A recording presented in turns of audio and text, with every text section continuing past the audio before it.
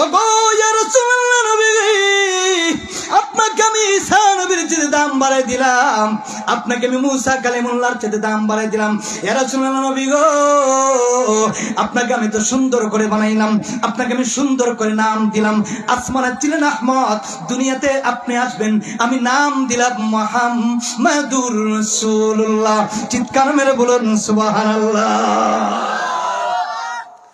আমি আল্লাহ সব নবীকে সব কওমের জন্য বানাইলাম। ইয়া রাসূলুল্লাহ, ইয়া হাবিবাল্লাহ নবী গো, আপনাকে আমি কুল মাখলুকাতের জন্য নবী বানাইলাম। জোরে জোরে বলুন না সুবহানাল্লাহ।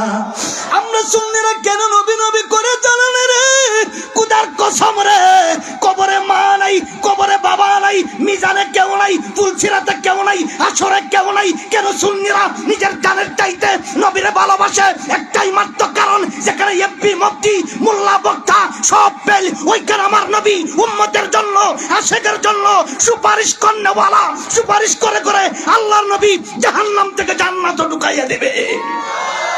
আব্দুল্লাহ কন্যা মারহাবা, নারায়ে তাকবীর, নারায়ে রিসালাত।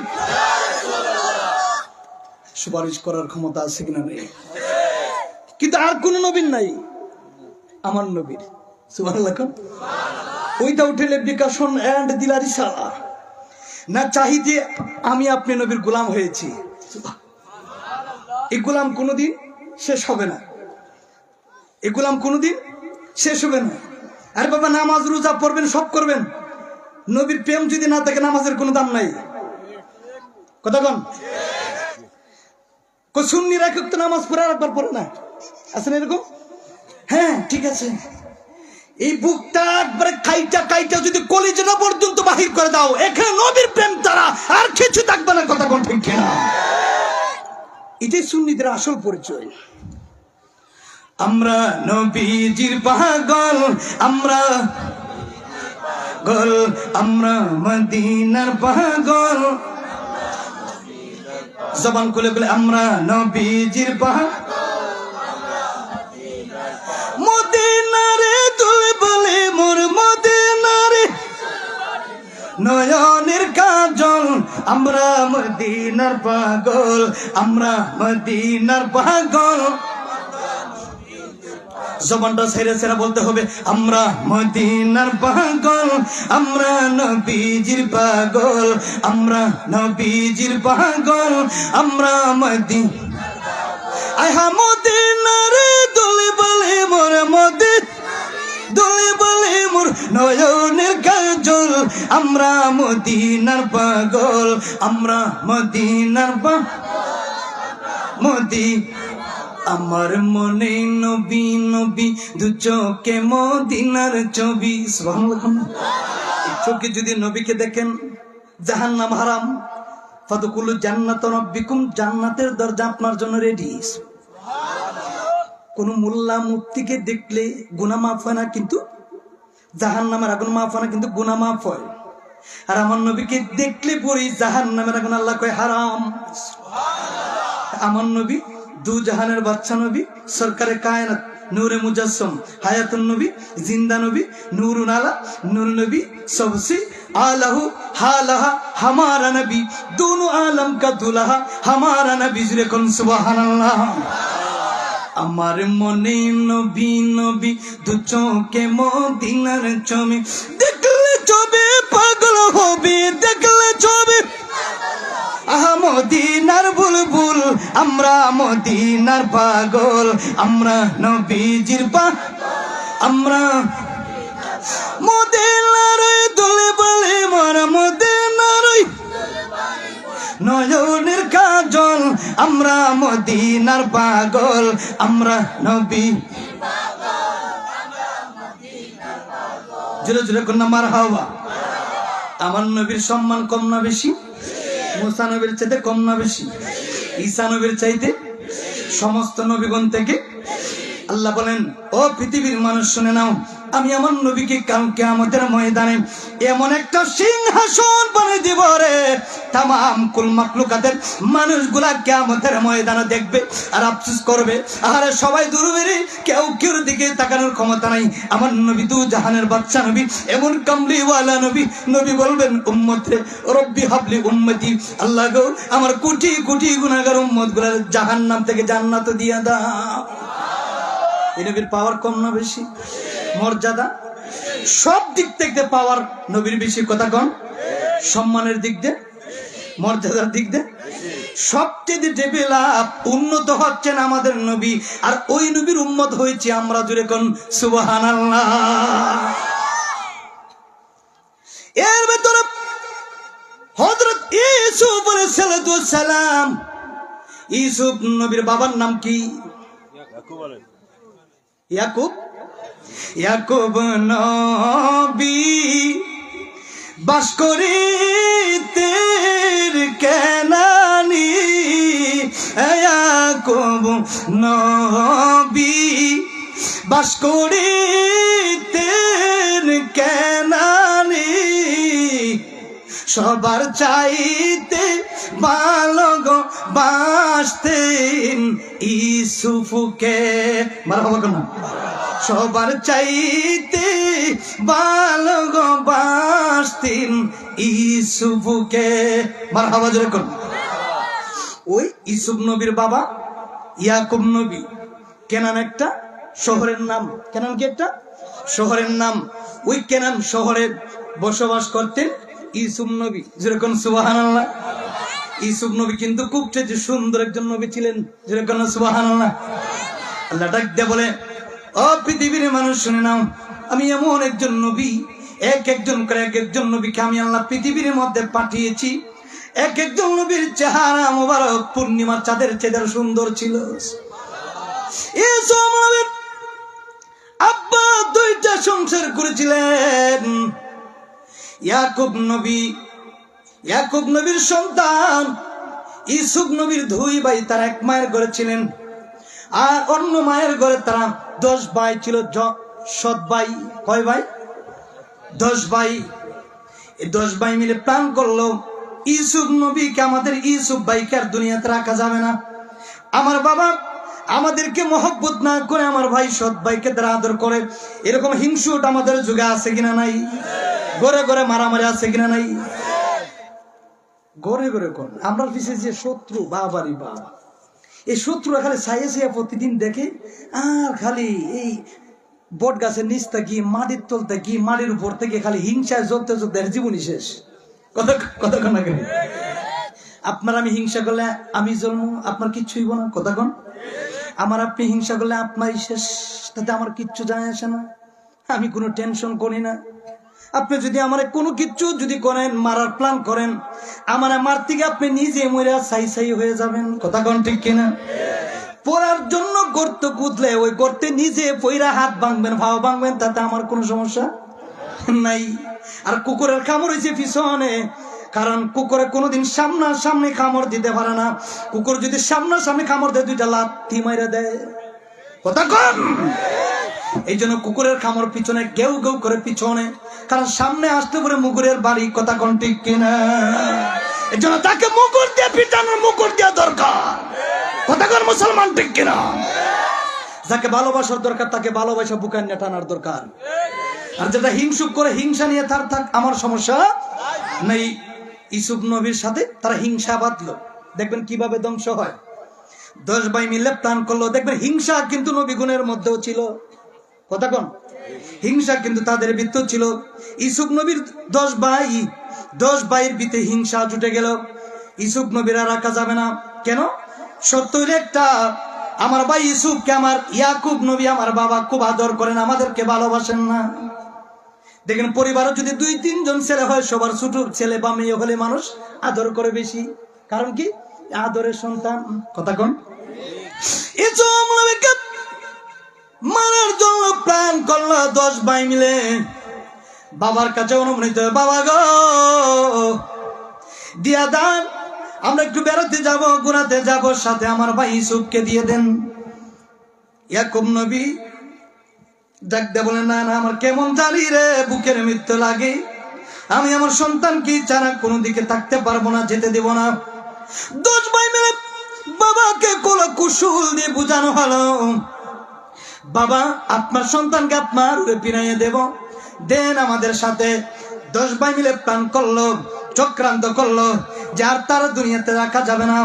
তারা বাবাকে কৌশল করে তারা অবলম্বন করে 10 ভাই মিলে ওনাকে নিয়ে গেল বিশাল এক মরুভূমির প্রান্তরে, যখন নিয়ে গেল, বন্ধুরা রে আমার, বাবারা রে আমার, 10 ভাই মিলে যখন চক্রান্ত করলো, তখন একটা গহীন মরুভূমির মাঝখানে নিয়ে ইউসুফ নবীকে তারা একটা কুয়ার পারে নিয়ে সঙ্গে সঙ্গে তারা কুয়ার মধ্যে নিক্ষেপ করে দিল। যেরকম নাউজুবিল্লাহ। আমার আল্লাহ ডাক দেখো, জিবরাইল,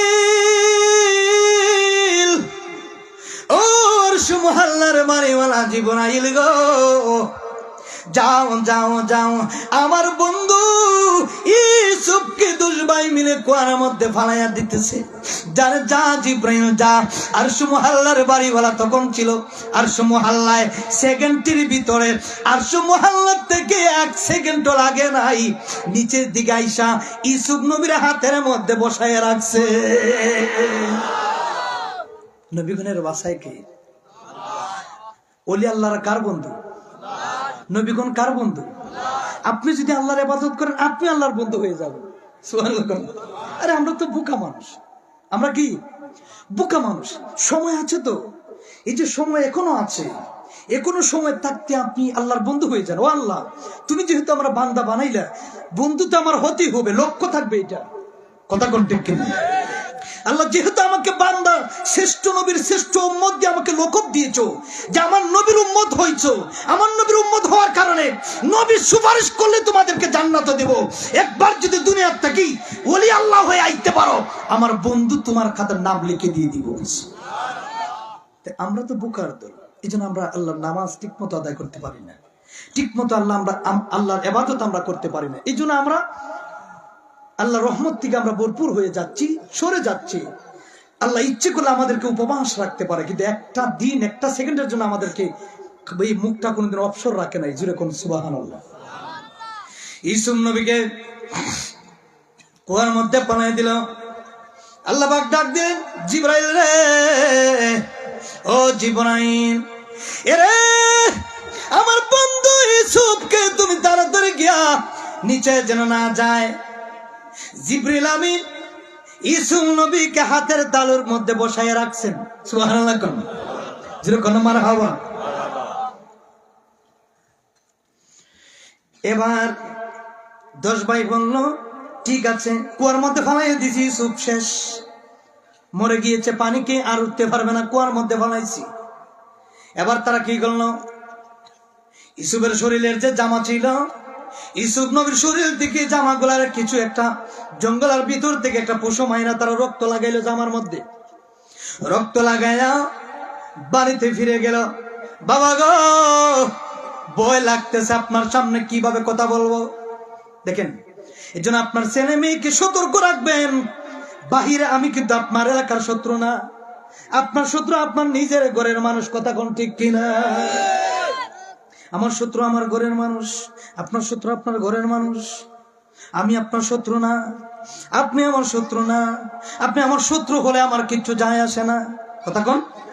কিন্তু সবচাইতে বিপদ কঠিন হলো আপনার নিজের ঘরের মানুষ যদি আপনার শত্রু হয়ে দাঁড়ায়, বেশি দিন বাঁচতে পারবেন না, কারণ আপনার সবচাইতে আপন মানুষগুলো আপনার ক্ষতি করে। কথা বলুন ঠিক কিনা? এবার তারা কি করলো, বাবা মাফ করে দেন, ভয় লাগতেছে। এরকম লোভে ডাক দেখ করে, আমার 10 পুত্র, আমার ইউসুফ কই রে, আমার কলিজার টুকরা কোথায়, আমার কলিজার টুকরার আইনা দাও। এবার 10 ভাই মিলে ডাক দেখি, বাবা ভয় লাগতেছে, কিভাবে আপনার কাছে আমরা জবাব দিই। এরকম নবী ডাক দেখ কই রে, আমার 10 পুত্র, জবাব দাও, জবাব দাও, আমার ইউসুফ কোথায় গেল। এবার একজনের পিছন থেকে ইউসুফ নবীর শরীর থেকে যে জামাগুলোর মধ্যে পশু মায়েরা রক্ত লাগায় ডাক দেখো বাবা গো, দেখেন আপনার ইউসুফ কি জঙ্গল আর বাঘ কে ফেলেছে, জুড়ে কোন নাউজুবিল্লাহ। কি কে ফেলেছে? জঙ্গল আর বাঘ। মিথ্যা না সত্য? মিথ্যা। আল্লাহ মিথ্যাকারীরা কোনোদিন ভালোবাসেন না। এবার আল্লাহ ডাক দেয়া মনে, জিবরিল রে এইভাবে যে এইভাবে ধরে রাখছ, এইভাবে আমার বন্ধু ইউসুফরে ধরে রাখ। সুবহানাল্লাহ। কারণ আমার বন্ধু ইউসুফ সাধারণ কোন ইউসুফ না। আমার বন্ধু দিয়া আমি ইসলাম প্রচার করবো, জুড়ে কোন সুবহানাল্লাহ। এবার ইউসুফকে হঠাৎ করে মিশর থেকে কিছু মানুষগুলা বাণিজ্যের জন্য কেনান দেশে আসলো। মরুভূমির মাঠ প্রান্তে আমাদের দেখবেন এখান থেকে আমরা ওখানে গেলে রাস্তাঘাট পাই, দোকান পাই। যেমন আমি গত বছর প্রায় নভেম্বরে আগরতলা বিমানে উঠে কলকাতা এয়ারপোর্ট নামলাম। কলকাতা এয়ারপোর্ট থেকে মুর্শিদাবাদ থেকে তারা কলকাতা একটা গাড়ি, একটা প্রাইভেট কার নিয়ে আসলো আমার জন্য। প্রায় 7 ঘন্টা রাস্তা কলকাতা থেকে মুর্শিদাবাদ। আর ওইদিকে যদি আপনি বেনাপুল যশোর হয়ে যান, বর্ডার পার দিয়ে মুর্শিদাবাদ। আর এইদিকে আখার ওইদিকে গেলে পরে 1 ঘন্টা 20 মিনিট লাগে বিমানে। ওইখান থেকে কলকাতা থেকে 5-6 ঘন্টা রাস্তা হচ্ছে প্রাইভেট কারে। আমি দেখলাম কমিটির আমাকে রিসিপশন করার জন্য 5 ঘন্টা দূরাইয়া গাড়ি নিয়ে আসছে। সুবহানাল্লাহ। কেমন ভক্ত দেখেন, কেন মহব্বত তাদের ভিতরে। কলকাতা এয়ারপোর্টে নামলাম, রিসিপশন করলো। সব হিন্দি ভাষা, সব ইংলিশে, বাংলা কোনো টাইম নেই। কথা কোন ইমিগ্রেশন অফিসে গেলে ইংলিশে আপনি ফর্ম জমা দিতে হবে, যারা গিয়েছেন তারা বুঝতে পারেন। আমার বাবারা এই কলকাতার থেকে যখন গাড়িতে উঠলাম, বাংলাদেশ থেকে খেয়ে গেছি, 1 ফোঁটা পানি পর্যন্ত খাই নাই। সারাটা একেবারে মুর্শিদাবাদ যাওয়ার আগ পর্যন্ত কোনো মুসলমান হোটেল পাই নাই। মুসলমান কোনো হোটেল নাই খাওয়ানোর জন্য। যত জায়গা আছে খালি হিন্দুর দোকান, খালি কি হিন্দুর দোকান, মুসলমানের কোনো খাবার। যখন কাছাকাছি গেলাম, এরা ডাক দেখো হুজুর আরেকটু সামনে আসেন, মুসলমানের দোকান পাবো। যাইতে যাইতে হঠাৎ করে দেখলাম একটা লেখা আছে বাঙালি হোটেল। ইন্ডিয়াতে লেখা থাকে বাঙালি হোটেল। বাঙালি হোটেল ঢুকলাম, পেটের খিদায় একটু যন্ত্রণা।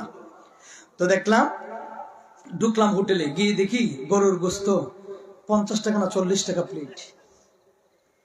50 টাকা না 40 টাকা প্লেট গরুর গোস্ত। এত সস্তা ইন্ডিয়াতে গরু। আর আমাদের বাংলাদেশের রাক্ষস মানুষ এত রাক্ষস, একটা 3টা গরু জবাই করলো 1000 টাকা কেজি বাঙালি খায়।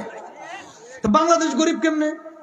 কথা কোন 1000 টাকা কেজি গরুর গোস্ত খাইতেছে, কথা কোন ঠিক কিনা?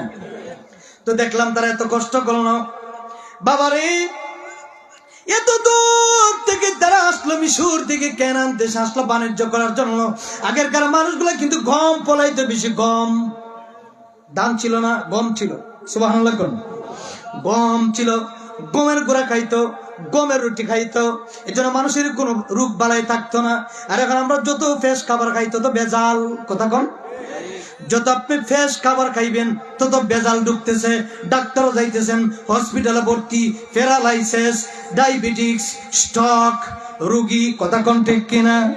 কিন্তু আগেরকার মানুষগুলোর ইমান কি যা মজবুত ছিল, ফ্রেশ খাবার খাইলো, কোনো ফরমালিন নাই, তাদের মধ্যে কোনো রোগ ছিল না।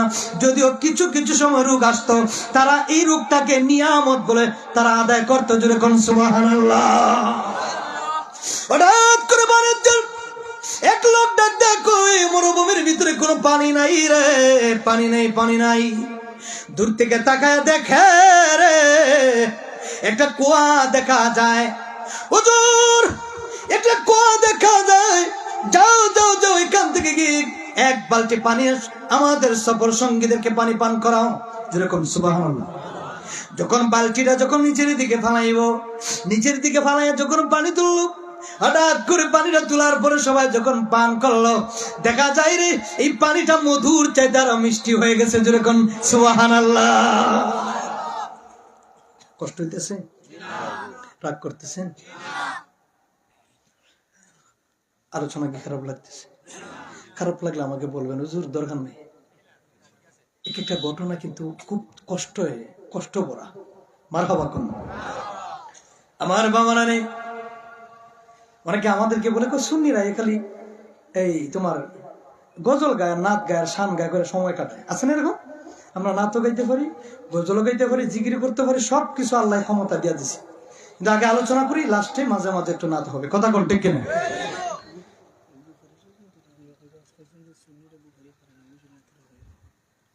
সুন্নিরা বুখারী না পড়ি এমনি এমনি আলেমে গেছে। হ্যাঁ, এই বাটপাড়া বলতে যে কিছু কিছু বাটপার পন্ডিত আছে না, খালি হেরা মনে হচ্ছে আর বুখারী পড়ছে, আর সুন্নিরা মনে বুখারী না পড়ি তা আলেমে গেছে। ঠিক আছে না? আরে বাবা, মানে হেরা খালি বুখারী পড়ে তুই তো জাহান্নামে যাবো। কথা কোন করে ঠিক কিনা? আর সুন্নিরা বুখারী পড়া লাগে না, নবীর প্রেমিক আর রিস্কা বলা আল্লাহর জান্নাতে যাইবো নবীরে ভালোবাসা। আব্দুল্লাহ কোন করে ঠিক কিনা? বুখারী, তোর বুখারী পড়া নবীর প্রেম নাই, তোর বুখারীর কোন দাম নাই বেটা। কথা কোন করে? কি মারদাসাত বর্ষত পড়া নবীর সাথে বিয়াদবি করছ, তোর এইরকম টাইটেলের দরকার নাই। আর ওই ব্যক্তি রাস্তাতে জুতা সেলাই করে, তার ভিতরে বরপরে নবীর প্রেম, খোদাকে কসম ওই ব্যক্তি আল্লাহর নবীর প্রেম থাকার কারণে আল্লাহ বলে এটা আলেমের চেয়ে তার দাম বেশি দিয়া দিছি। বুখারী পড়লেই মস্তানি করে না যে আমি বুখারী পড়ে নিছি, আমি মুফতি কিছু গিয়ে লেখা দিচ্ছি সার্টিফিকেট, আমি মুফতি, আমি অমুক সাপ তমুক সাপ। কোন সাপের টাইম নাই আল্লাহর কাছে। কথা কোন ঠিক কিনা? হ্যাঁ টাইম আছে, যদি নবীর গোলাম হতে পারেন। যেরকম সুবহানাল্লাহ।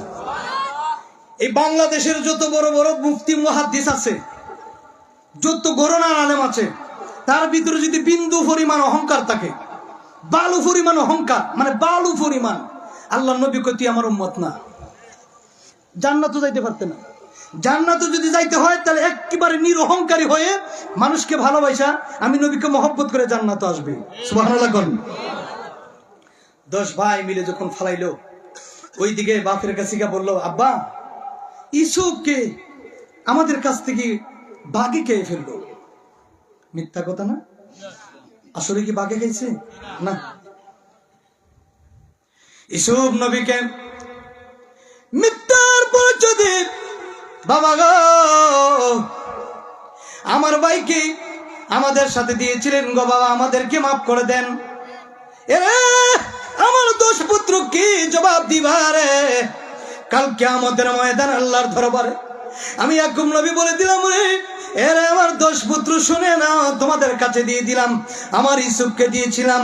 এখন তোমরা এসে বলো আমার ইউসুফকে জঙ্গল আর বাঘ খেয়ে ফেলেছে। এটা আমি ইয়াকুব নবী বিশ্বাস করি না। এরে আমার 10 পুত্র রে কাল কিয়ামতের ময়দানে কি জবাব দিবা আল্লাহর দরবারে? এখনো সময় আছে। আমার মন বলতেছে আমার ইউসুফকে জঙ্গল আর বাঘ খায় নাই। জোরে কোন সুবহানাল্লাহ। ইয়াকুব নবী কাঁদতে কাঁদতে লাশ পর্যন্ত 2 চোখ অন্ধ হয়ে গেছে। সুবহানাল্লাহ। পানি টান দিয়া তুলল, এত সুন্দর পানি জলমল জলমল করতেছে, পানি মনে হয় যেন মধুতে ভরপুর হয়ে গেল। যেরকম আল্লাহু আকবার। পানি পান করতেছে, সঙ্গের সত্যিরা সবাই বলতেছে, হুজুর এত মধুর পানি, এই গহীন মরুভূমির মাঝখানে একটা কুয়াশা, মনে হয় এই কুয়ার ভিতরে কোন রহমত আল্লাহ দিয়ে দিয়েছে। আর এই পানি তো ইউসুফ নবীর হাতের স্পর্শ লাগছে, ইউসুফ নবীর শরীরের পানি লাগছে, এই জন্য আল্লাহ এই কুয়ার পানিকে দামি বানিয়ে দিয়েছে। যেরকম সুবহানাল্লাহ। এবার আর একবার যখন পানি আনার জন্য যখন নিচের দিকে যখন বালতি ফালাইলো, বালতি পালানোর পরে আল্লাহ ডাক দেখো জিবরাইল রে, ও জিবরাইল আর লেট করা যাবে না রে, আমার বন্ধু ইউসুফকে বালতির উপরে বসাইয়া রাখো। মাধ্যম দেয়া দিলেন আল্লাহ। যেরকম সুবহানাল্লাহ। বালতি টানতেছে, বালতি টানতেছে, কয় এত জোর করে কেন? টানতে টানতে টানতে টানতে তুই না দেখা যায় এত নুরানি চেহারার একজন যুবক, এত নূরে ভরপুর। টান দিয়া তুইলা দেখতেছে ইউসুফ নবী কাঁপতেছে। সবাই জনায় দিল, ডাক দেখা যুবক তোমার বাড়ি কই? কয় আগে ছেলেটাকে একটু বসাও। পরিচয় নেওয়া হলো। আর তার 10 ভাই আবার ফিরাম আসতে কই দেখি আসলে কি মরে গিয়েছে না বেঁচে গেল। দূর থেকে তাকে দেখে রে ওই সফর সঙ্গী মুসাফির মানুষগুলা ওনাকে কুয়ারটাকে যখন টাইনা তুললেন, টান দিয়ে তোলার পরে পরে যখন এইভাবে তার পরিচয় নিতেছে, উনি যখন সত্যবাণী সত্য প্রচার করলেন, কারণ নবীরা কোনোদিন মিথ্যা কথা বলেন না, নবীরা সব সময় সদা সত্য কথা বলেন। যেরকম সুবহানাল্লাহ। উনি বলতেছে, আমার 10 ভাই আমাকে এই কুয়ার মধ্যে ধাক্কা মারে তারা ফালাইয়া চলে গেছে। এবার তারা একজন আর একজনকে বলে, হারে তো সুন্দর ফুটফুটে নুরানির চেহারার অধিকারী। একজন একজনকে বলতেছে, ওনাকে আমাদের সাথে নিয়ে যাই, ওই যুবকটাকে যদি আমাদের সাথে নিয়ে যাই তাহলে অন্য কাফেলার মধ্যে তাকে দামে বিক্রি করতে পারবো। ইউসুফ নবীর কিন্তু বিক্রি করা হয়েছিল। ইউসুফকে আমাদের এখান থেকে আমরা নিয়ে যাই। 10 ভাই আবার দোনায় সাগো, এটা আমাদের ভাই, আমাদের ভাইকে নিতে গেলে আমাদের কিছু দিরহাম দিতে হবে, মাইনে দিতে হবে। কোনালে কি দেওয়া যাবে না? কোনা হয়তো আমাদের কাছে তো মানি নাই, এত দিরহাম নাই, কিছু আমাদের কাছে আছে। ঠিক আছে, দিয়ে আবার 10 ভাই লুবি হয়ে 10 ভাইয়ের কাছ থেকে আবার ওনারা কিছু দিরহাম দিয়ে ওনাকে কিনে নিয়ে গেলেন। কিনে নিয়ে যাওয়ার পরে ইউসুফ নবীকে একটা উটের মধ্যে চড় করাইলেন। উটের মধ্যে চড় করাইলেন, পিছন দিকে ওনাকে নিয়ে যাওয়া হচ্ছে। ইউসুফ নবী যখন নিজের কেনান দেশ থেকে, নিজের মায়ের বাবার দেশ থেকে যখন তিনি চলে যাচ্ছেন মিশরের উদ্দেশ্যে, আল্লাহু আকবার বলেন, আর যখন ইয়া রাসূলুল্লাহ। এবার মাঝখানে দেখেন ওনার আম্মা জানের কবর, উনি ফাল মাইরা কবরের মধ্যে জিয়ারতে নামলেন। মা গো মা, ও মা, আমার 10 ভাই কুয়ার মধ্যে ফালাইয়া দিল গো মা, আজকে আপনি মা নাই, আমার বাবা মনে হয় কান্নাকাটি করতেছে, আমি বাড়ি ঘর চিনি না, আমাকে আবার বিক্রি করে দেওয়া হচ্ছে। ও গো মা, বিদায় দেন গো, বিদায় দেন, আমি বোধহয় আর এই শহরে আসতে পারবো না। উনি উনার মার কবরের পাশে দাঁড়ায়া 2 চোখের পানি ফেলে ফেলে ফেলে ফেলে কাঁদতেছি। হঠাৎ করে পিছন দিকে তাকাই, দেখে উট ঠিকই আছে কিন্তু ইউসুফ নবী নাই। সবাই এবার তালাশ করতেছে, ইউসুফ নবী বলে পালিয়ে গেছে, লুকিয়ে পালিয়ে গেছে। তালাশ করতেছে, তালাশ করতেছে, তালাশ করে পায় না। হঠাৎ করে দেখে গুন গুন গুন গুন করে কান্নার আওয়াজ আসতেছে। জুড়ে কোন সুবহানাল্লাহ। একজন তলোয়ার নিয়ে গিয়ে দেখে ইউসুফ নবী ওনার মার কবরের পাশে মাথাটা লাগাইয়া, গালটা লাগাইয়া মার কবরের পাশে দৌড়ে দৌড়ে চিৎকার মেরে কান্নাকাটি করতেছে। সুবহানাল্লাহ। এবার একজন সেনাপ্রধান ওনাকে ধরে একটা থাপ্পড় মারলো। কি মারছে? ওনার গায়ের মধ্যে একটা থাপ্পড় মারছে। আল্লাহ ডাক দেয়া কয়, রে আমার বন্ধুর গায়ে হাত উঠাইতে দেরি রে, আমি তোর হাতটাই মুহূর্তে বিনাশ পঙ্গ করে দিয়া দিব। সঙ্গে সঙ্গে যে লোকটা ইউসুফ নবীর গায়ের মধ্যে আঘাত করলো, সঙ্গে সঙ্গে এই হাতটা এইভাবে বেহুশ হয়ে গেছে। যেরকম না আল্লাহু আকবার। দেখবেন আমরা দেশে কিছু বাটপার আছে, রাস্তাঘাটে পাগল ফকির ফারিয়ারা চুল কামাই দেয়, আছে কিনা নেই? এই রাস্তাঘাটে ফকির ফাইলে মাথার চুল কাটটা কাটটা, এরা সমাজ সেবক হয়ে যায়, আছে কিনা নেই? এরা সমাজ সেবক, খালি একদিনের লাগে বাইরে লওয়ার লাগে দান দায় করে। কিন্তু এই পাগল যে পাগলের মতোই আছে, ঘুরতেছে, খাইতেছে। তোরা তো একদিন শুধু ওই যে ইউটিউব দেখাইয়া ফেসবুকে ভাইরাল করিয়া দে, হ্যাঁ দেখো আমরা সমাজ সেবক। আসলেই তো তোমরা সমাজ সেবক না, তোমরা হচ্ছে ফকিরের দুশ্মন। কথা কোন ঠিক কিনা? ওলি আল্লাহর দরবার কত ফকির কত ভাবে বসে থাকে, রাস্তাঘাটে কত ফকির। আচ্ছা, ফকিরে কোনোদিন আপনার ঘর বাড়িতে আগুন লাগাইছে? আচ্ছা আপনি বলেন তো, রাস্তাঘাটে যত পাগল আছে না, এই পাগলে কি কোনোদিন আপনার ঘরে গিয়ে ঢুকিয়ে আপনার ছেলে নিচ্ছে? এই পাগলে কি কোনোদিন আপনার খাবারের ভাত কেড়ে নিছে? এই পাগলে আপনার গোড়া আগুন লাগাইছে? না, পাগলের মতন চলে, পাগলের মতো। এই পাগলের দৈরে সাইজ করে চুল কাটে। কিন্তু এই বাটপরের দলেরা একটু চিন্তা করে না, যে যারা সন্ত্রাসী করে, গুন্ডামি করে, মারধর করে, এরা না দৈরে যদি একটু সাইজ করেন যেত, তো মনটা বুঝানি দিত। কথা করা গেলে এরা দ্বারা জানা করা এইটা তো যাও আমারতে ঢুকাই দিব। কথা কোনা গেলে এরা বুঝে যে পাগলটা তোলে তো এটা কুচ্ছিত না। আর হিটেনদের কাছে গেলে তো বাবার ঢুকাই বারণ দিয়ে বার করে নিব, এর লেগে ডরায় জানা। এরা হয়েছে ওই সেমর সেবক, এরা ডরান্য ফিলার, এরা মানবতার মানুষ না। কথা কোন ঠিক কিনা? তো পাগল ওনার একটা আঘাত করলো, এই হাতটা কি করলো, এইভাবে বেহুশ হয়ে এইভাবে আর হাত কালো করে, ইস আমার হাত ব্যথা করতেছে, হাত ব্যথা করতেছে। এবার রাত্রের বেলা মাঝ মরুভূমির মধ্যে তারা তাঁবু টানাইল,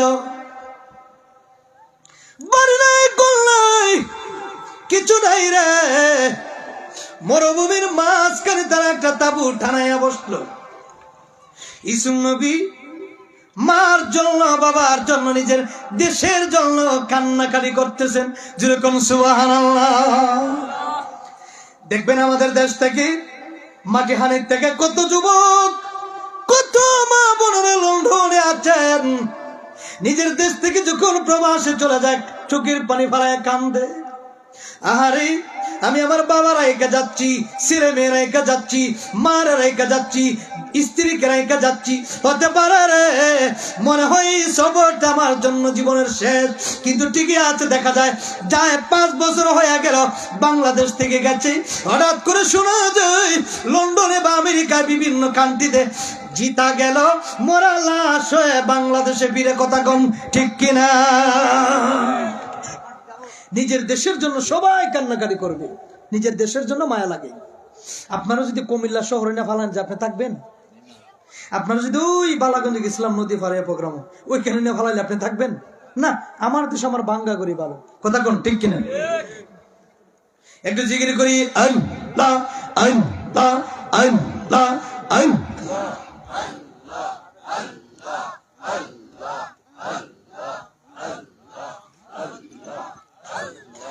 আল্লাহ আল্লাহ আল্লাহ আল্লাহ জপুরে মন, আল্লাহ কেন জপুরে, আল্লাহর নামটি ইসমে আদম কোরআন কইলা দেখো, আল্লাহ আল্লাহ জপুরে মন, আল্লাহ কেন জপুরে মারহাবা। আল্লাহ আল্লাহ আল্লাহ আল্লাহ আল্লাহ আল্লাহ আল্লাহ আল্লাহ আল্লাহ আল্লাহ আল্লাহ আল্লাহ।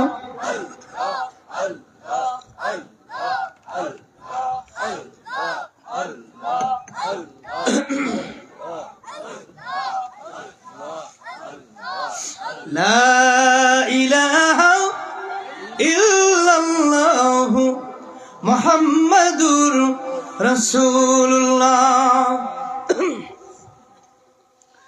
যিনি আঘাত করেছিলেন ইউসুফ নবীকে, ওনার হাত সঙ্গে সঙ্গে প্যারালাইসিস হয়ে গিয়েছে, হাত তুলতে পারে না। সারা রাত শুধু কান্নাকাটি করে আমার হাত লড়াইতে পারি না, কি যেন যন্ত্রণা করে। এই জন্য কোনো মানুষকে অন্যায় ভাবে আপনি হাত তুলতে পারবেন, এটা ইসলাম আপনাকে শিক্ষা দেয় নাই।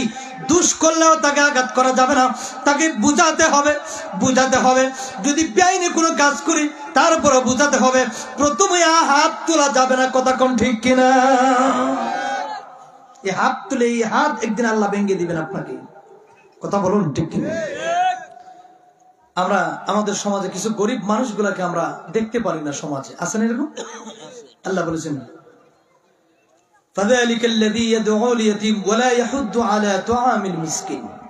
তোমরা এতিম মিসকিনের সাথে ভালো ব্যবহার করবা, তাদেরকে তোমরা কোনোদিন আঘাত করবা না, কারণ তারা তোমাদের সমাজের মধ্যে এতিম মিসকিন আছে, তাদেরকে মহব্বত করবা, ভালোবাসবা। এটা হবে আমি নবীর সুন্নাত। জোরে কোন সুবহানাল্লাহ। এবার তিনাকে আঘাত করা হলো।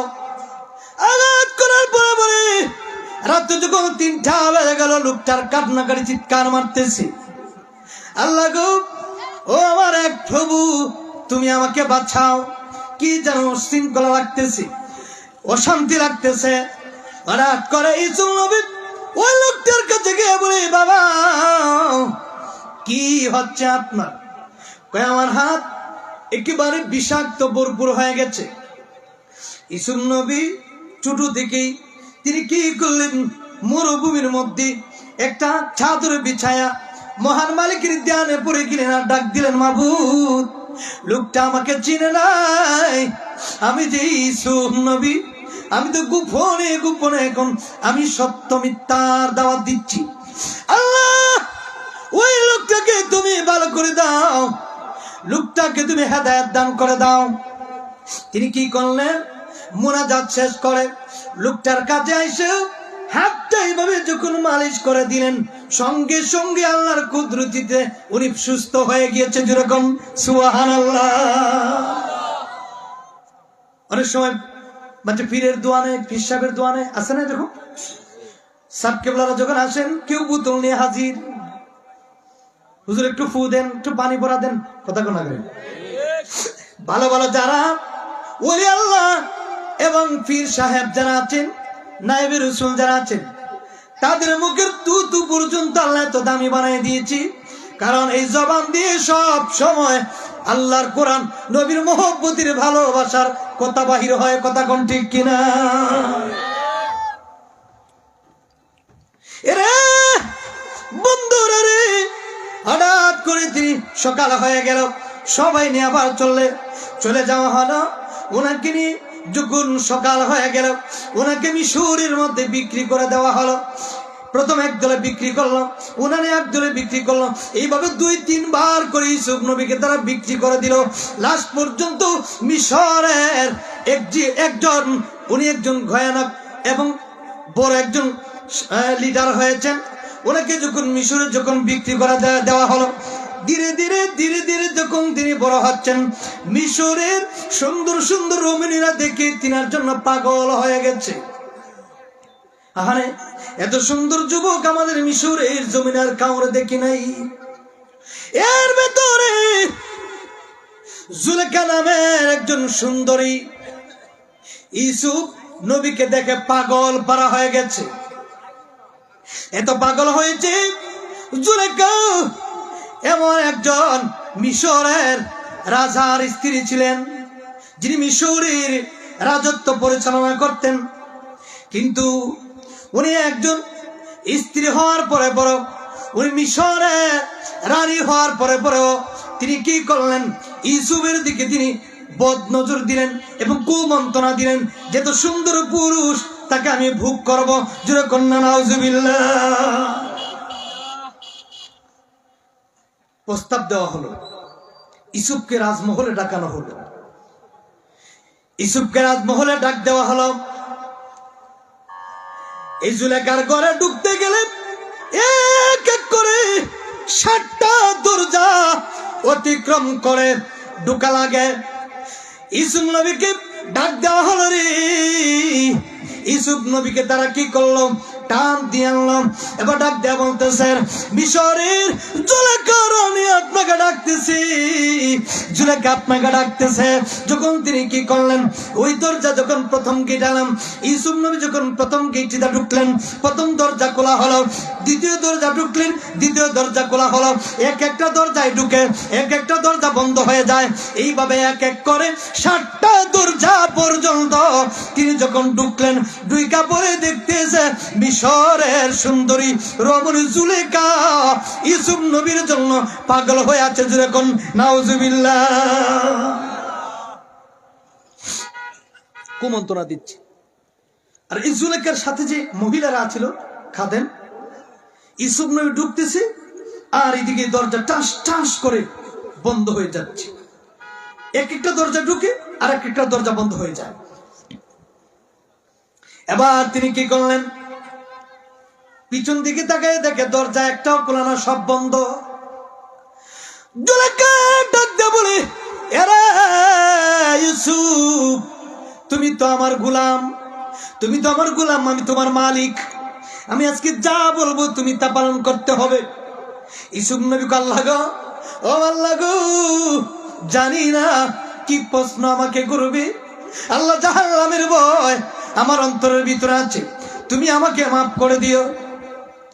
জুলেখা ডাক দিয়ে কয়, এরে আল্লাহর পয়গম্বর, ও আল্লাহর নবী ইউসুফ, আমি আপনাকে দেখে পাগল পারা হয়ে আছি, আপনার সৌন্দর্য দেখে আমি পাগল পারা হয়ে আছি, আপনার এই নূরের নুরানি সুন্দর চেহারা দেখা মিশরের সুন্দরী রমণীরা, কত রাজা বাদশার মেয়েরা আপেল কাটতেছে, আপেল কাটতেছে, আপেল কাটতেছে, আপেল কাটতে কাটতে কাটতে কাটতে আপেলের দিকে নজর নাই, নাই নাই, হাতের দিকে নজর নাই। আপনি ইউসুফ নবীর চেহারা দেখা আপেল কাটতে কাটতে হাতের আঙ্গুলগুলা টুকরা টুকরা করে ফালাইয়া দিছে। এরপর আপনি নবীর চেহারা থেকে, সৌন্দর্যের থেকে তাদের হাত বড় না। আপনি রাজি হন আমার কথায়, আমি আপনাকে বাদশাহী বানাই দিব। ইউসুফ নবীকে আপনি প্রস্তাব করেন, কি বলবেন? বলে আমার আপনার পছন্দ হয়েছে, আমি যা বলবো আপনি তা পালন করতে হবে। এবার জুলেখা কি করল? তখন কিন্তু জুলেখা ইউসুফ নবীর প্রেমে তো পাগল পারা ছিল। জুলেখা ডাক ডাক, ও আল্লাহর পয়গম্বর, আল্লাহর বন্ধু, আমি আল্লাহ মানি না, আমি আল্লাহ মানি না। আমরা নিজে এক আল্লাহর অতিথি, আমরা ইবাদত করি, আমরা নিজে নিজে আমরা সবকিছু করতে পারি। তোমার আল্লাহ মিথ্যা, তোমার আল্লাহ ভুয়া। ইউসুফ নবী কয়, এক আল্লাহ, আল্লাহু লা ইলাহা ইল্লা হুয়াল হাইয়ুল কাইয়্যুম। আমার আল্লাহ একক। ইউসুফ নবী ডাক দেয়, আমার আল্লাহ একজন, ও দ্বিতীয় লা শারীকা লাহ। আমার আল্লাহ, আমি যার গোলামি করি রে জুলেখা, আমি হইলাম ইউসুফ, আর ওই আল্লাহ হলেন আমার একজন। জুরে কোন সুবহানাল্লাহ। আমি দুনিয়ার কোন মূর্তির পূজা করি না, আমি কোন বেদ বেদিতের পূজা করি না, আমি কোন দেবতার পূজা করি না, আমি কোন মাছের পূজা করি না, আমি কের পূজা করি না। আমি হইলাম আল্লাহর গোলাম, আল্লাহর বন্ধু, এক আল্লাহ এবং তার রাসূল আমি। জুরে কোন সুবহানাল্লাহ। এবার তিনি ডাক দিয়া বলেন, ইউসুফ রে, আমার কথায় যদি তুমি রাজি না হও তাহলে তোমাকে শাস্তি দেওয়া হবে। বলুন কি কথা? আপনি, আপনার চেহারা সুন্দর যদি আমি পাগল হয়ে আছি, এরে ইউসুফ নবী, আপনি আমাকে বুক করতে হবে, আমার সাথে রাত কাটাতে হবে। জুরে কন্যা নাউজুবিল্লাহ। খারাপ মন্ত্রণা দিল। ইউসুফ নবীর চোখ দিয়ে জোর জোর করে পানি পানে কান্দে, আল্লাহ গো, এই জুলেখার কুমন্ত্রণা থেকে, জুলেখার খারাপ কাজ থেকে আমাকে তুমি হেফাজত করো, আমাকে তুমি হেফাজত করো। চিৎকার মেরে ইউসুফ নবীর চোখ দিয়ে জোর জোর করে পানি ফালায়। আপনারাই বলুন তো হেফাজতের মালিক কে? আর জুলে কে? আল্লাহ। আল্লাহ বলে বান্দারে, ইন্নাল্লাহা মা'আস সাবিরিন, বান্দা তুমি ধৈর্যশীল হও। তুমি ধৈর্যশীল হলে তোমার কষ্ট আসবে, বিপদ আসবে, বালা মুসিবত আসবে, কেউ তোমার সাথে নাই, তুমি জেলে যাইতে হবে, তুমি ফাঁসির কাঠগড়ায় যাইতে হবে, কেউ নাই, কেউ নাই, কেউ নাই। আমি আল্লাহ তোমার সাথে যেমন ছিলাম তেমন আছি। জুরে কোন সুবহানাল্লাহ। এবং তিনি চোখ মুবারকের পানি ফেলে ফেলে কাঁদতেছে, আল্লাহ তুমি আমাকে হেফাজত করো। সুবহানাল্লাহ। মাশাআল্লাহ। মারজান সাহেব এসে গেছে, 10 মিনিট সময় দিচ্ছে আমার। হ্যাঁ, আল্লাহ কবুল করুক, আমিন। যে আলোচনা ধরছি ঘন্টার পরে ঘন্টা, কোনো শেষ নাই। 10 মিনিট আমি আছি। আর কয় মিনিট? 10 মিনিট। আমি 2 তারিখে আসতেছি। কেন? জানুয়ারি 2 তারিখে যে কোন গ্রাম জানি? এই সাজান কোন গ্রাম? আমিনপুর।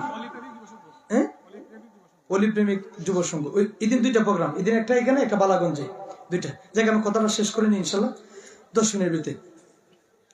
একটু জিকির করি, লা ইলাহা ইল্লাল্লাহ, জোরে লা ইলাহা,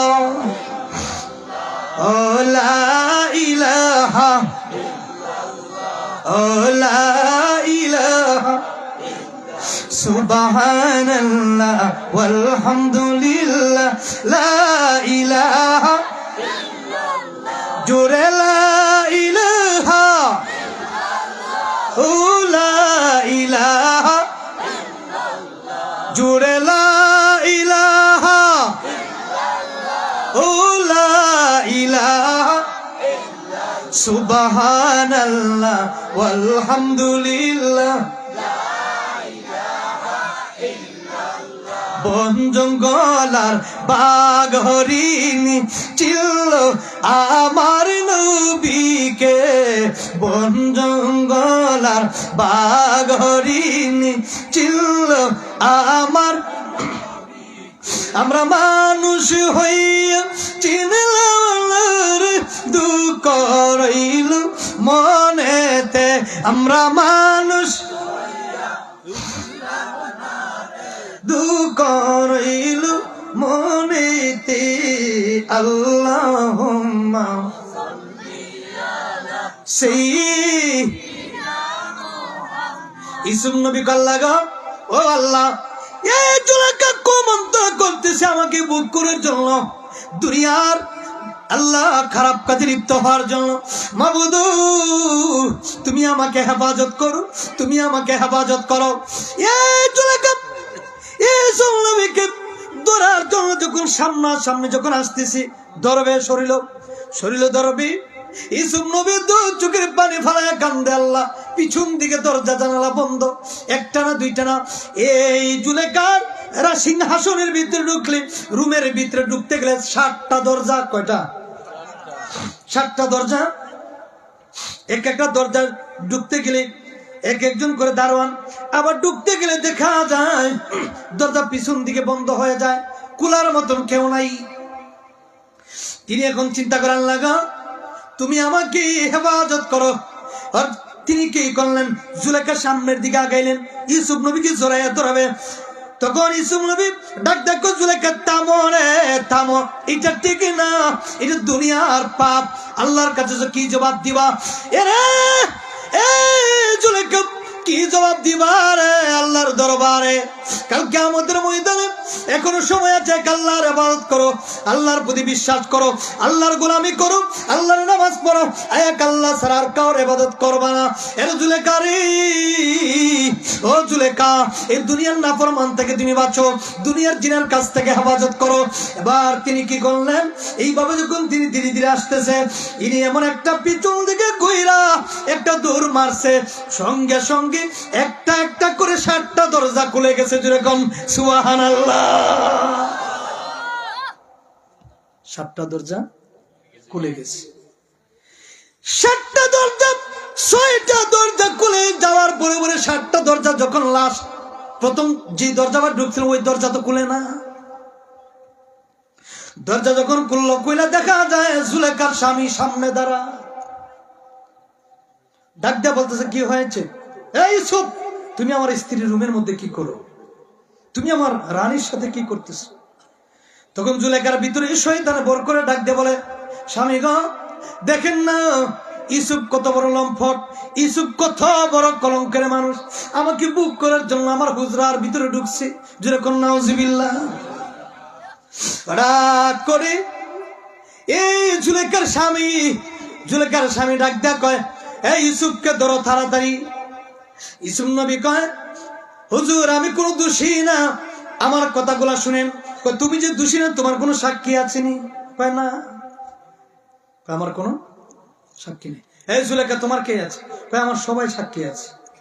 কারণ রাজত্ব যার কাছে তার সাক্ষী করে বিনা দলিলে সাক্ষী পাওয়া যায়। কথা কোন দেখি না? রাজত্ব যার কাছে। আলহামদুলিল্লাহ, খালেক মিয়া না, মৃত্যু। আচ্ছা, উনি বলতেছে ঠিক আছে। হঠাৎ করে আল্লাহ ডাক দিয়ে বলতেছে, এ ইউসুফ, তোমার সাক্ষী একজন আছে। যেরকম এটা ডাক দিয়ে বলেন, জুলেখার স্বামী, এই মিশরের রাজা, মিশরের প্রেসিডেন্ট, আপনি শুনে নিন, আমি নির্দোষী, আপনার স্ত্রী জুলেখা দোষী, কারণ আপনার স্ত্রী আমাকে ডাকাই নেওয়া হয়েছে। ভিতরে উনি কুপ্রস্তাব দিলেন, খারাপ প্রস্তাব দিলেন, আমি রাজি হই নাই। এই জন্য উনি আমাকে এরকম মিথ্যা আমার উপরে ভানুয়াট কথা বলতেছেন। তোমার প্রমাণ কি আছে? ভাই আছে, আপনার শালীর একটা ছোট বাবু আছে, ওই ছোট বাচ্চাটা আমি ইউসুফের সাক্ষী। যেরকম সুবহানাল্লাহ। দুলনার মধ্যে একটা ছেলে দুলতেছে, এখনো কথা বলতে পারে না, ছোট বাচ্চা। যেরকম সুবহানাল্লাহ। কয়ে এই ছোট বাচ্চা কেমন সাক্ষী দিবে? এটা কথাতেই বলতে পারে না। যেরকম না সুবহানাল্লাহ। দেখেন, সত্যর কোনোদিন ধ্বংস হয় না। এবার তিনি ডাক দেয়া বলেন, আপনি আপনার ছোট বাচ্চাটাকে আপনি আনেন, আইনা আপনার কোলের মধ্যে রেখে আপনি বলেন কে দোষী আর কে নির্দোষী। ডাকে আনা হলো, সামনে কোলের মধ্যে যখন শিশু বাচ্চারা নেওয়া হলো, ওই শিশুর চোখের দিকে যখন আল্লাহর কুদরতি নজর দিকন দিলেন, সঙ্গে সঙ্গে ওই ছোট নাবালক শিশু, মায়ের কোলের দুলার শিশু, জবান মুবারক থেকে অটোমেটিক কথা বাহির হচ্ছে, ও মিশরের রাজারে, ইউসুফ নবী দোষী না, ইউসুফ নবী দোষী হতে পারে না, তিনি এক আল্লাহর বন্ধু, আপনার স্ত্রী জুলেখা দোষী। জুরে কন্যা সুবহানাল্লাহ। কিভাবে উনি ওই ছোট সন্তানটা বলতেছে, যদি ইউসুফের সামনের দিকে কোন পোশাক পাড়া দেখো, সামনের দিকে যদি কোনো কাপড় ছিঁড়া দেখেন, তাহলে ইউসুফ দোষী, আর যদি পিছন দিকে পোশাক যদি ছিঁড়া থাকে, তাহলে আপনার স্ত্রী জুলেখা দোষী। ঠিক আছে, তো শেষ। বাচ্চাটারা নিয়ে বসাইল, জবানবন্দি হয়ে গেল, সাক্ষী দিয়ে গেল। যখন ইউসুফ নবীর সামনে দেখলো কোন কাপড় ফাড়া নাই, পিছন দিকে যখন ইউসুফ নবীর যখন ঘুরাইলেন, ঘুরানোর পরে পরে দেখতেছে রে, ইউসুফ নবী যে দৌড় মারছিলেন আর জুলেখা পিছন দিকে টান দিয়া ধরছিল, দেখা যায় ইউসুফ নবীর এক টুকরা কাপড় ছিঁড়া জুলেখার হাতের মধ্যে, ইউসুফ হয়ে গেলেন নির্দোষী। জুরে কন্যা সুবহানাল্লাহ।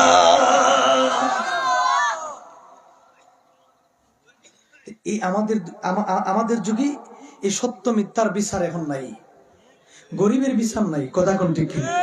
গরিবরা মার খায়, এরপরও বিচার নাই, গরিবরা ন্যায়, এরপরও বিচার নাই। কারণ কি? আমাদের গরিবরা দুর্বল। কথা কোন ঠিক কিনা? এজন্য সবসময় গরিবদেরকে ভালোবাসতে হবে, গরিবদেরকে ভালোবাসতে হবে। ইউসুফ নবীর এরপরে কি করা যাবে? ইউসুফ নবীকে চক্রান্ত করলো যে আর ইউসুফ নবীকে তো এইভাবে রাখা যাবে না। ইউসুফ নবী জেল পর্যন্ত কাটলেন। সুবহানাল্লাহ। যাই হোক, আল্লাহ আমাদের সকলকে কবুল করুক এবং আপনারা ভালো থাকবেন, সুস্থ থাকবেন। লাস্ট মুহূর্তে একটা গজল দিয়ে আমরা শেষ করি, কি বলি? হ্যাঁ, গজল হবে তো? একটা গজল দিয়ে আমরা, ও সাজানা কইতেছে তুমি ফুটেছিলে ফুল ফুল তুলি দে, তুমি ফুটেছিলে ফুল ফুল তুলিতে, তুমি ফুটে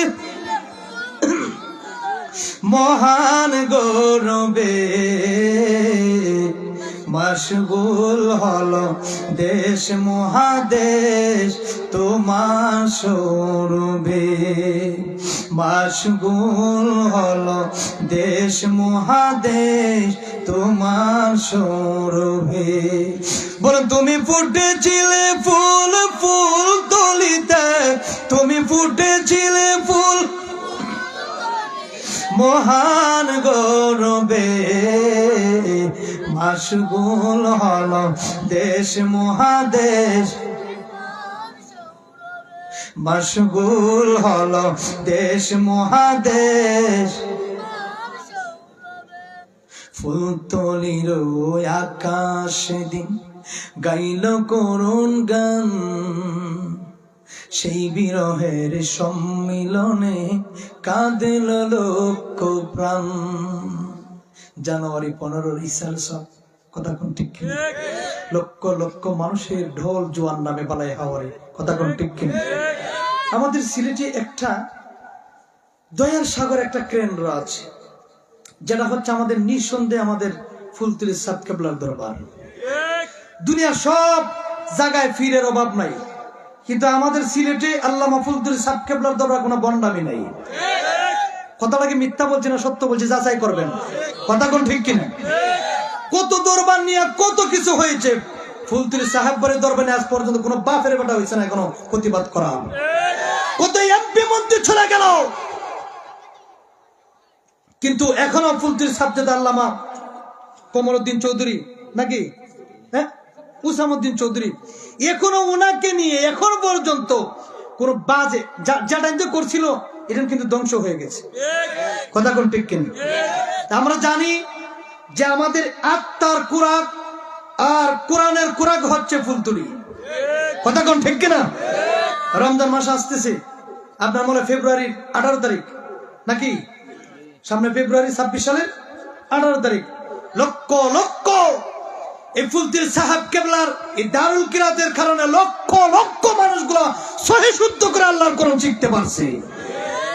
বাংলাদেশে যত জায়গা যান, আমাদের দেশে কিছু নোয়াখালী উজরাই পড়ে গেছে, কথা কোনা করে এই নোয়াখালী বাউল্যা সাউল্যা ওই কত জায়গার থেকে এগুলা রান্না সিলেটের মানুষ এত বোকা 40,000 50,000 করে দাওয়াত দেয়, আছে না? এগুলোর দিকে এক একটা কোরআন তেলাওয়াতি করতে পারে না, আই একবার খান্দা মান্দা পানি ফালাইয়া চোখের পানি ফালাইয়া 50 করে জায়গা দিয়ে, কথা কোনা করে ভাই? এই সিলেটের মানুষ সতর্ক হতে হবে। আমরা সিলেটের সন্তান, প্রতিদিন মাহফিল করি, এরপরে চিন্তা করি আমার বাহিরে যাওয়ার দরকার নাই, আমার সিলেটই আমার জন্য যথেষ্ট। আমার দেশ আমার সিলেট, আমার জন্মভূমি, আমার পণ্যভূমি আমার সিলেট। খালি চোখের পানি ফেলাইলে হবে না, কান্নার বান করলে হবে না, আর টাকা ইনকাম করলে হবে না, দেখতে হবে যে আসলে কিটা ওলি আল্লাহ প্রেমিক কিনা ফুলতুলির প্রেমিক কিনা, কথা কোন ঠিক কিনা। এই ফুলতুলি সাহেবের নাম ধরে ধরে কত বাট পারফেক্ট পাল্টাছে, কথা কোন কেন?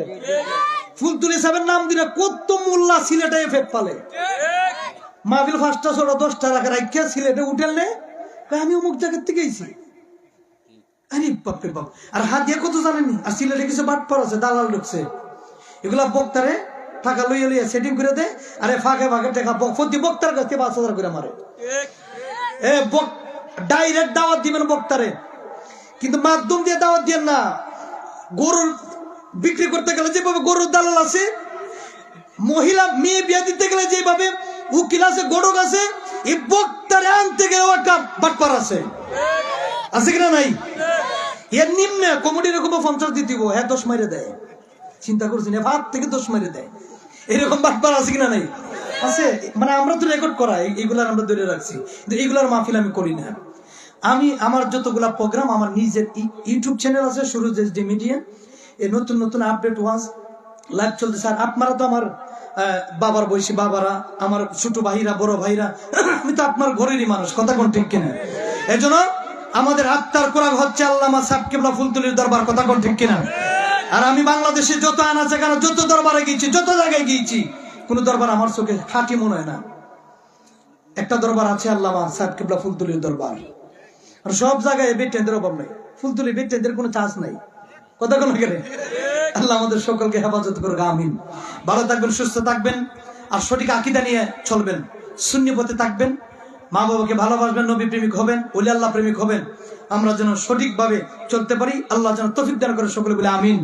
আসসালামু আলাইকুম ওয়া রাহমাতুল্লাহি ওয়া বারাকাতুহু।